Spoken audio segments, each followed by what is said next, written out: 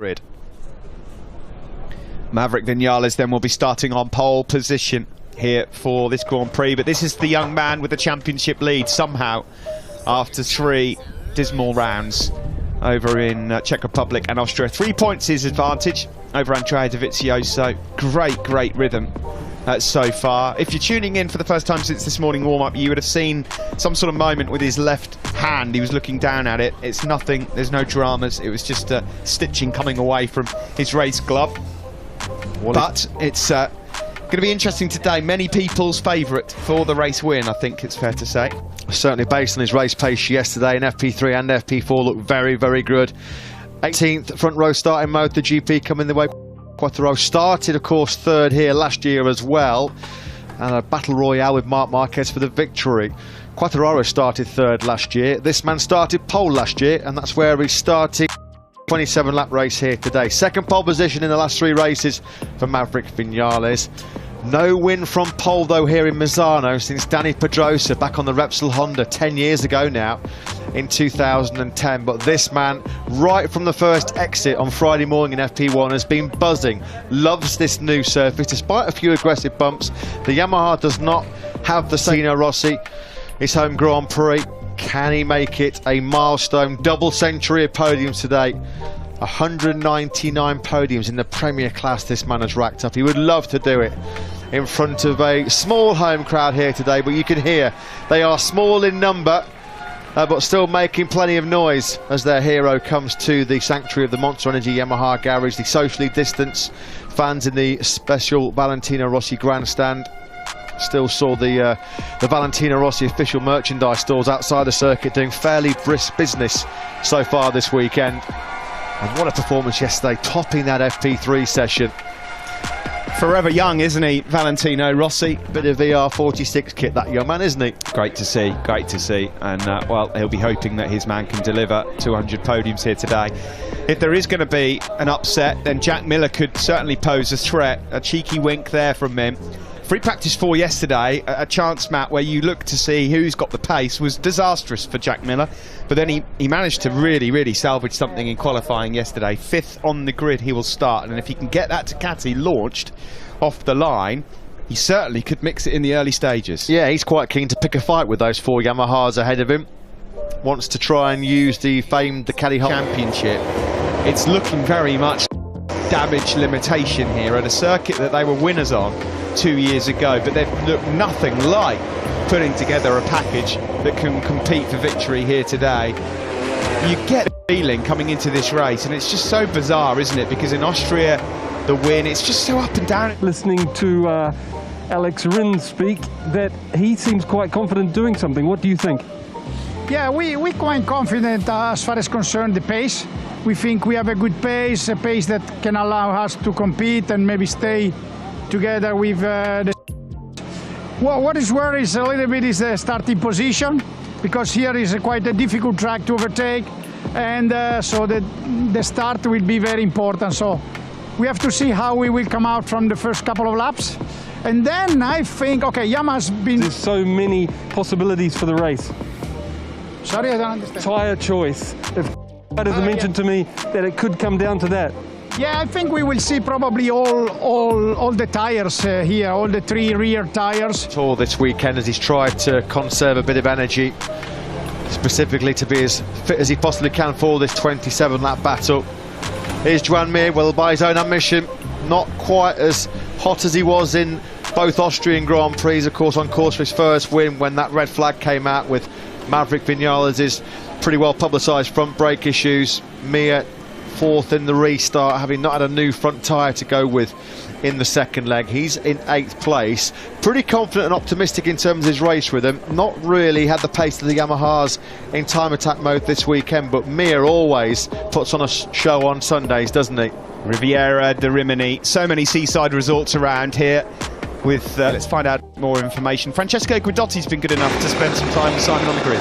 Yeah, we're actually hoping to get a quick word with Jack if he comes back from the bathroom soon enough. Meantime, let's check with Francesco. Tell us, what do you think that it's possible for your guys to do on the Ducatis today, and is Pecco... What he chose? And it's really important for him to have a really good start, and then maybe he can try to manage the first few laps. But then the race will be long, and I think who will be able to manage the tire until the end will have a big probability to win the race. Thank you, Mayo. You're welcome. Wow, well there you go, Matt. A last-minute tyre decision change for Valentino Rossi on the grid. He's not the type of rider that tends to do that often. No, good news for Vinales. Panic over for him with that smoke pouring out that Yamaha as he came to the grid. Now that is really interesting because the provisional tyre sheet released by Michelin a few moments ago said that the only two riders on the grid that were going for the hard rear tyre were the Monster Energy Yamaha men, Maverick Vinales and Valentino Rossi, which means if Rossi's dropped down to the medium, Vinales, through winless here in Misano since Valentino Rossi's success 6 years ago in 2014. Vinales, Morbidelli and Quartararo, that is your front row. Interesting though, Maverick Vinales, the only man in the field that is starting with the Michelin yellow banded hard rear tyre. Is that a gamble that's going to pay off? A late switch for Rossi in 4th place. He tries to make it 200 Premier class podiums. Keep an eye on the two Pramac Ducatis, Miller and Bagnaia going from row 2 as well. The two Suzukis as well, they pose a threat from row 3 in the hands of Rins and Joan, and you can never discount Undaunted Dovi as he goes with that soft rear tyre from the back of the 3rd row. Interestingly, 3rd on the grid here for El Diablo. He has that inside line going into turn 1. They will all initiate the launch control systems, those ride height adjusters, and they're all on exactly the same. Not a good start from Maverick Vinales at all. Franco Morbidelli got away really well. Fabio as well. It will be Morbidelli the leads from Rossi. Vinales got caught napping off the line, as did Quartararo. And Quartararo not where he wanted to be at all because he's now got the hard work to get 3 ahead of him. Rossi's through. He's through side by side. He's got that tight line up the inside though. It's going to be close this one. And he closes the good start. He's now already on the coattail position. Got a poor launch off the line, didn't they? Both Vinales and Quartararo. Maverick Vinales in 4th spot. And Morbidelli and Rossi are starting to make. Rossi had a look at turn 8 on the last lap. He's going for it again up the inside of Morbidelli. Rins 6th place. Mia came through the field. And what we've shown in recent history, what we've learned in recent history, is that sometimes at the academy, Franco Morbidelli sits ahead of him. Morbidelli's had +0 Rossi on his pit board.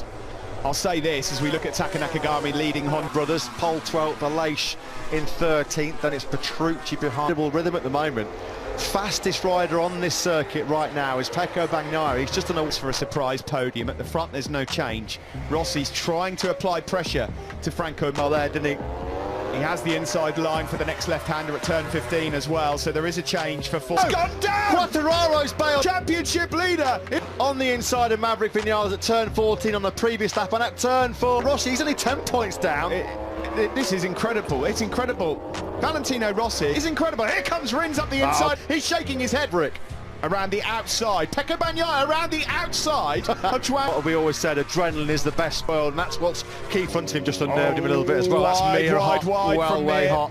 And that's allowed Bagnaia straight through, like he was struck. Astonishing. What I can tell you is we are going to a serious group now. He's also, like Bagnaia, able to dip into those 32s. 32.85.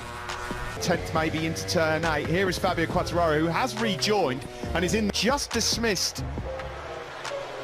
Maverick Vinales. The bike could never see Franco more that costly early crash. Now then, look how quickly Rins has gapped Miller behind a stonewall 2nd place.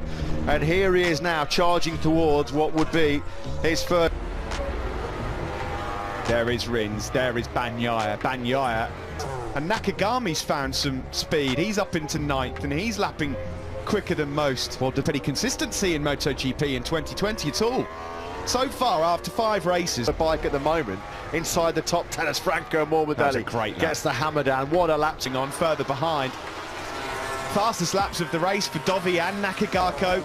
He's still fighting injury as well, but he's in 10th place right now. Look at this big group of K Rins. It's going to get worse as well in a minute for Maverick Vinales because, last time around, Rins the seat. Bit eager there on the power, wasn't he?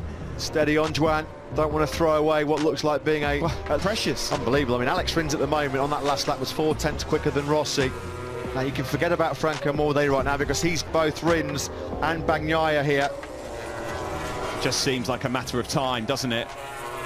To upset things, and Mir has got through. Mir's gone through on Jack Miller, so Miller then had a 32 all race. He's reeled off lots and lots of low one behind him, just that little bit quicker. Oh, that was lovely from Joan Mir. That's just a bit of corner speed, a bit of Eduki, and then the Ducati of Pecco Bagnaia. He was brilliant there as well. We remind you, Pecco Bagnaia, about 27 laps with that crash. Onto the start finish behind him. Bagnaia again was able to fire in a high 132. But finally, Maverick late. We saw Rossi, didn't we, defend quite brilliantly in Jerez when he took his only poke. Interesting, isn't it, that Rins and Bagnaia have both got that soft rear Michelin. Can Rossi keep them at bay? Rossi probably glad, though, that he did drop down to that medium. Well, the championship leader will retire, and after such a record-breaking start. Mistake there from Rossi somewhere. He lost a heap of time in that third sector. Certainly struggling in terms of pace of Rins and Bagnaia. Rossi's got pretty decent rhythm. It's just that to keep Rins and Bagnaia behind you for 8 laps is a job like no. On board now then with Alex Rins on the Suzuki. Brake is okay on the exit of turn 6, no problem. And these are points that lose this podium. Here comes Rins. Is he going to have a look up the inside into turn 8? Is he going to outbrake Rossi? Not this time. Now he's rejoined the race. Not going to be scoring any points today, though, is the French. Time on Valentino Rossi, and here comes Pecco Bagnaia at the inside of Rins. That was brilliant. Oh, of a Sunday here in Misano. Second crash of the day.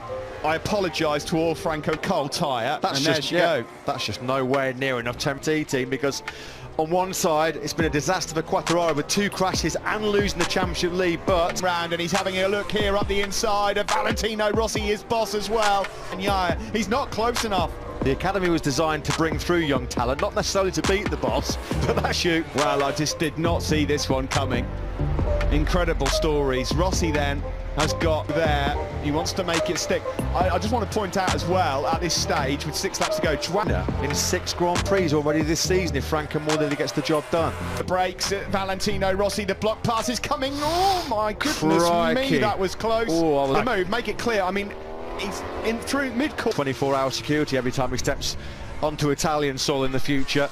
Into this battle, Bagnaia, he's got a bit of daylight now between Rossi and Rins. Now, Morbidelli is clear by 2.9 seconds over Bagnaia. Move there from Valentino Rossi. Yeah, Mir can. This is going to be tough going here for Alex Rins. We saw Bagnaia just use the power. There's enough to strike this time around. Rossi, each lap will feel like a million years right out of turn 10 we go. Mir is not, he's much quicker than Rossi, and Rins ahead of him, 4/10 faster than the 2 men. Here he comes, Rins has seen the 2 Suzukis ganging up behind him.